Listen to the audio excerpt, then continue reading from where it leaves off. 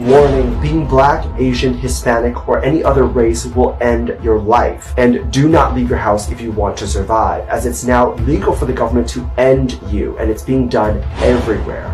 People were terrified after teachers are now warning parents of violent school ICE raids, arresting and ending the lives of all POC students at school, and your child needs to run. As haunting reports say, ICE is officially racially profiled just those who look like a person of color, with even Homeland Security leaving a haunting message for all POC children, saying criminals will be unable to hide in schools now. The Department of Homeland Security saying on Tuesday, quote, "Criminals will no longer be able to hide in America's schools and churches to avoid arrest." And unlike before, there's nowhere to run either, as ICE raids used to just happen for 1 week randomly, but now they'll be going on indefinitely, and parents can't remove their child from school fast enough. A lot of teachers are working with their students to help, and you should talk to them. Gosh, I really don't even know how to say this because no words can really express the appreciation I have for the Black community right now.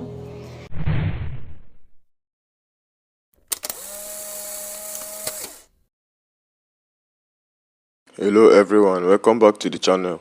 Today we are diving into a heavy topic that has been making waves across communities, especially in education and immigrants' rights. Black teachers are saying that they are ready to fight for our kids when ICE raids schools. That is right, fight. And the sacrifice they are willing to make is huge. But what does this mean for our Latino communities, and how is everyone reacting? Let's talk about it. Gosh, I really don't even know how to say this because no words can really express the appreciation I have for the Black community right now. Thank you so much from the bottom of my heart. And I know I'm speaking on behalf of many Mexicans right now. You guys, if you guys don't know, they're coming into our schools and they're taking our children. That way, when the parents come up to pick up the kids, they deport them. The Black community, guys, Black women teachers, that's all I've seen so far, Black women teachers. I'm sure there's some Black male teachers, but Black women teachers are saying they're willing to fight for our kids. I don't think you understand what that means. I don't think you understand what level of sacrifice that is. We all know through history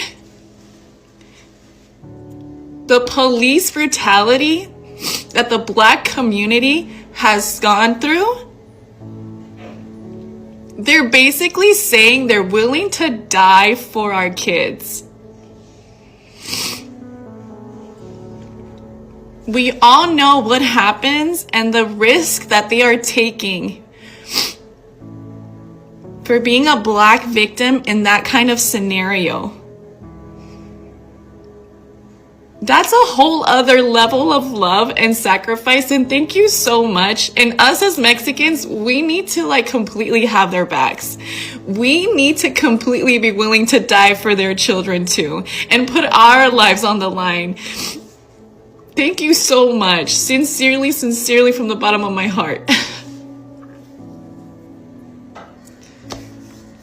That is just so beautiful, and I know you're gonna go to heaven for that. I know that there's a beautiful place in heaven for you for that. Sincerely, for willing to do that for us. Sincerely, sincerely, thank you so much. All right, so now it's time to call out you racist Mexican people. Mexican people who have been racist against the Black community.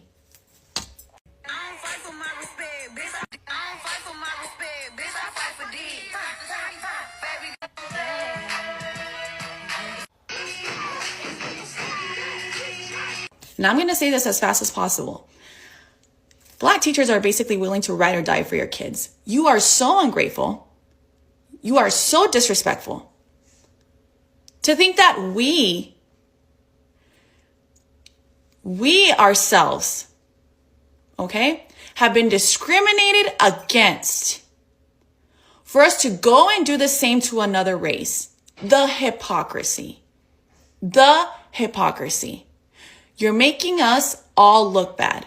As a Mexican, I have never been racist. I have never hated the Black community. But I'm calling out those Mexicans who have been and who still are. All you Mexican Trump supporters, you are a disgrace and you are a shame to us all. Baby, I'm not telling you to save us. I never say you guys should save us.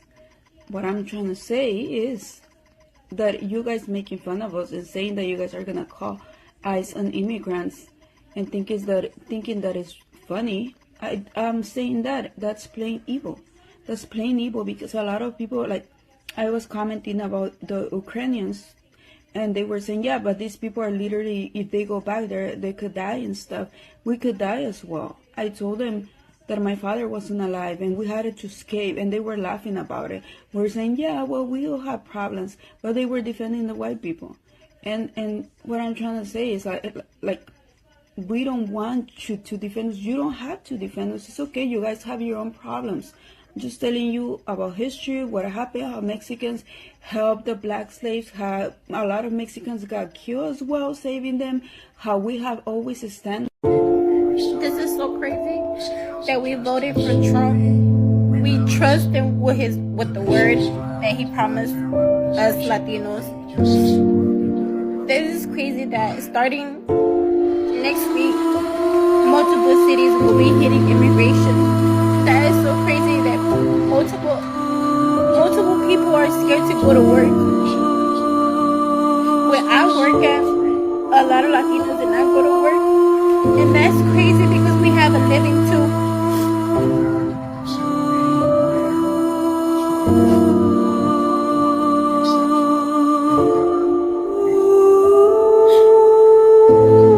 I hate that I voted for him.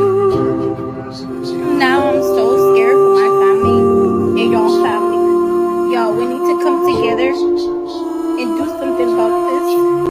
I'm amazed of how many people from the Black community are telling me to go back to Mexico, telling Mexicans to go back to Mexico, because we're illegal and it's a crime. It was also a crime when your ancestors went to Mexico, when they were escaping the white people and Mexico helped them. A lot of Mexicans got killed for that. They helped them. They help your people. We didn't oppress you guys. And this is how you guys pay us. In the past, Black people needed Mexicans. Right now, Mexicans need you guys. And in the future, you never know, because things change. Sometimes, maybe the white people are going to need us. Maybe the Black people are going to need us. You don't know, because God give us things, give us blessings, but he can take them away so fast. So you need to be humble. You need to be humble. This is so crazy that we voted for Trump. We trust him with the word that he promised us Latinos. And the word that he promised was that he was going to deport you.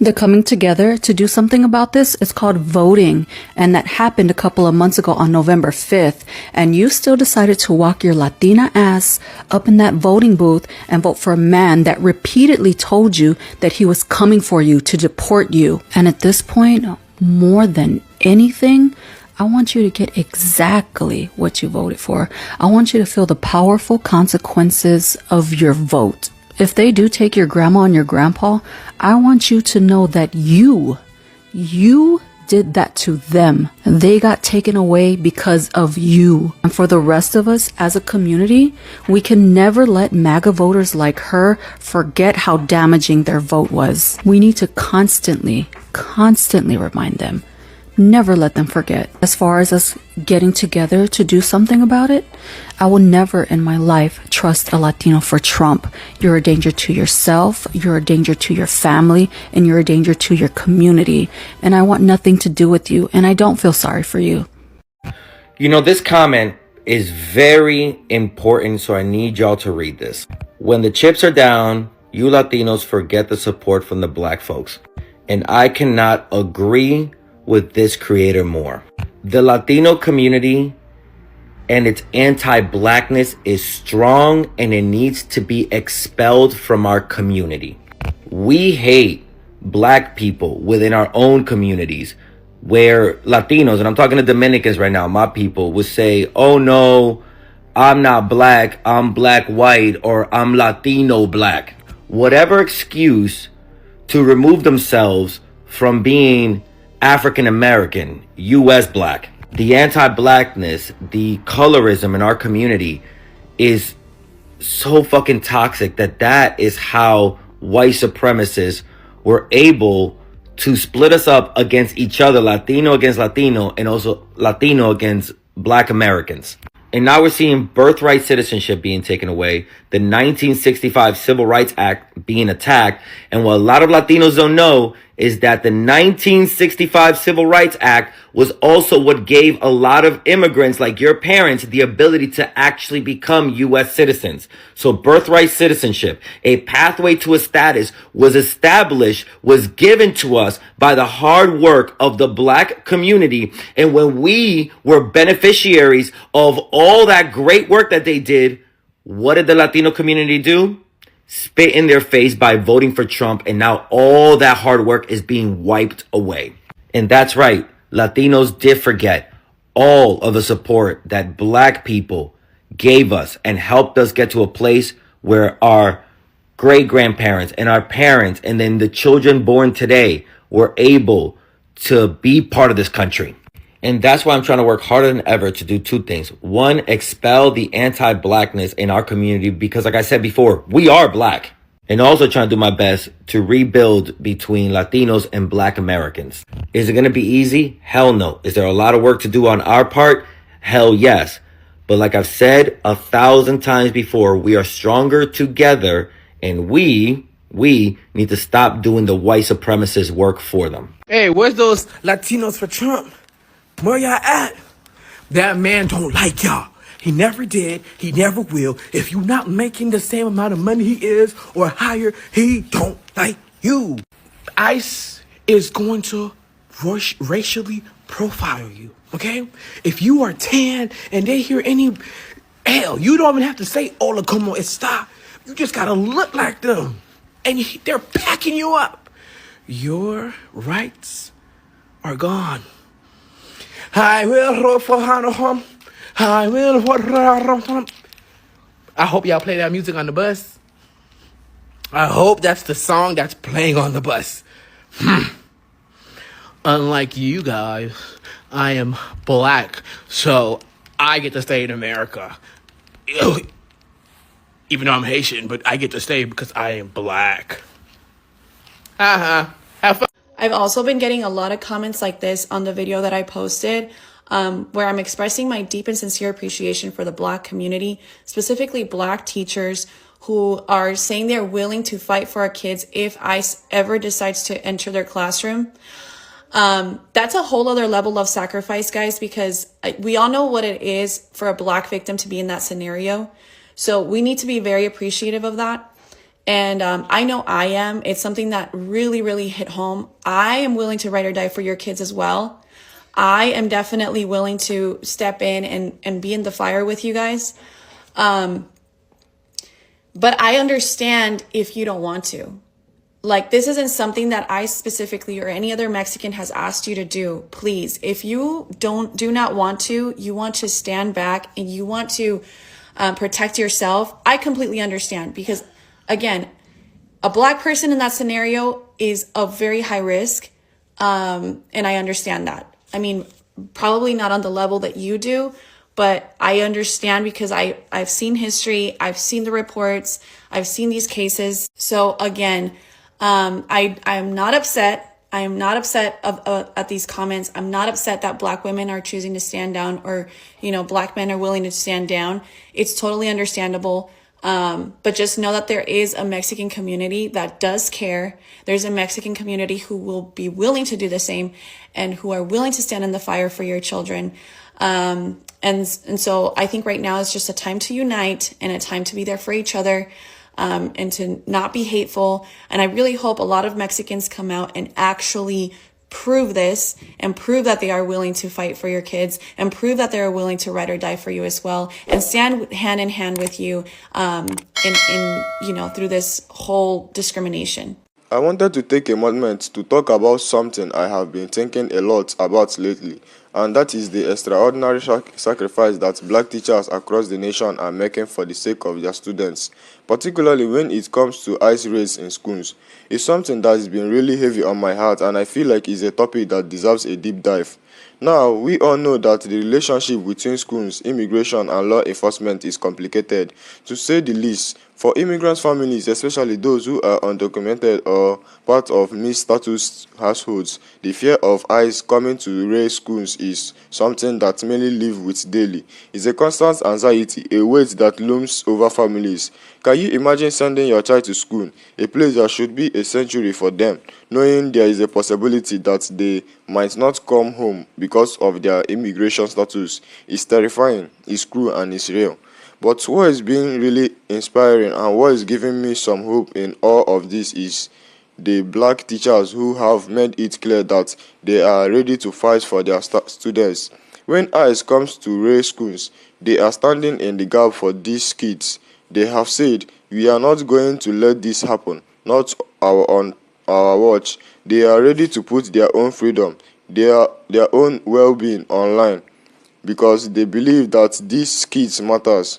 They know the importance of protecting these children, not just because of the role they play in their education, but because they understand what it means to fight for justice and to fight for what is right.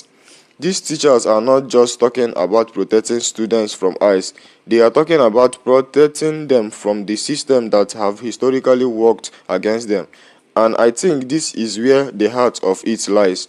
These teachers are willing to make an incredible sacrifice, and not just for the students that belong to their own race or ethnicity, but for all children regardless of their background, their immigration status, or the color of their skin.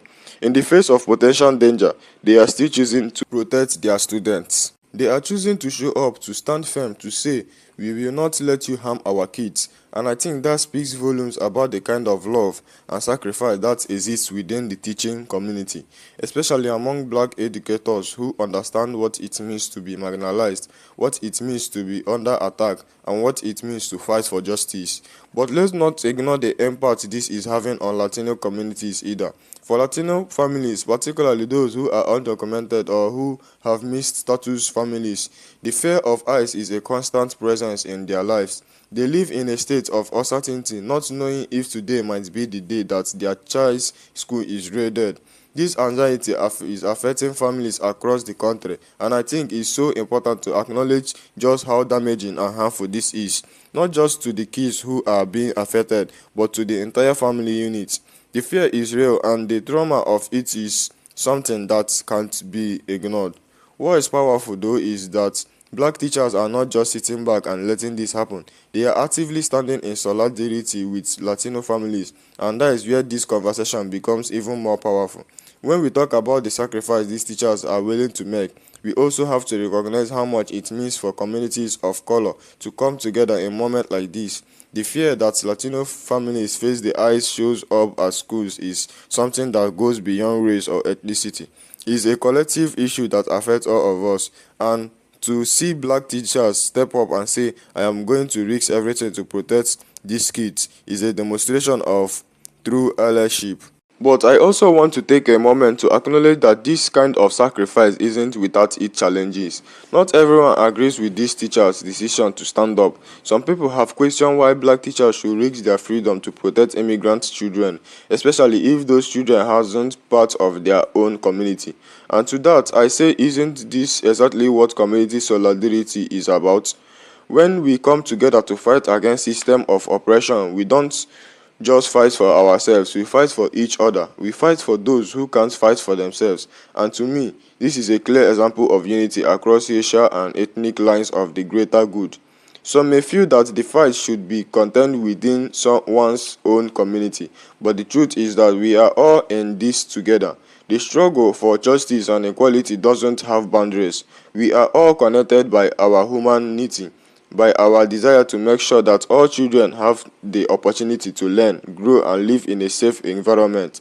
And so, when black teachers say we will fight for our kids just as we would for our own, that is a message of hope, a message of strength, and a message of deep, unshakable love. It is important to understand that while these teachers are standing up and making a stand, the Latino community still faces incredible difficult challenges. ICE raids hasn't just a thing of the past, they are still happening, and the trauma caused by these raids is not something that goes away easily. Latino families continue to live in fear, and for many of them, sending their kids to school is one of the most frightening things they can do, because who can blame them? They don't know if their child will come home that day. But in these dark moments, seeing educators who are willing to put their lives on the line for the safety of their students is a reminder that there is still good in the world. It is a reminder that there are still people who believe in justice, who believe in humanity, and who are willing to risk it all for the kids who need them the most. And for that, we should all be grateful. The reaction to this have been mixed. Some are praising these teachers as heroes, and rightfully so. Others are skeptical, asking why these teachers are willing to risk so much for kids who might not even be from the same racial or ethnic background.